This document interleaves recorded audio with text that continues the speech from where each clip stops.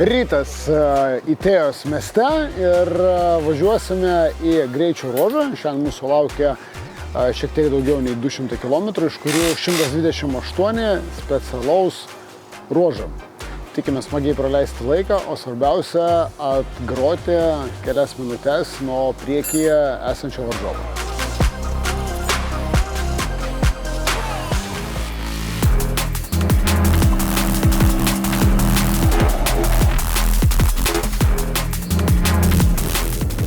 Taigi dar viena diena rojuje arba dar viena diena kalnuose. Labai, bet turbūt tradiciškai, labai pavojinga trasa, daug skardžių, daug akmenų, daug siaurų vietų.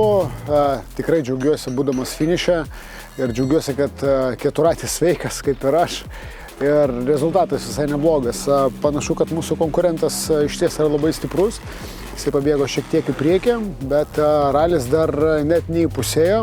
Tai negalime sudėti nei ginklų, nei kažką čia daug galvoti. Tai vienintelį, ką turime sugalvoti, paruošti techniką rytoj, nes laukia labai daug kilometrų ir labai svarbu tinkamai pailsėti.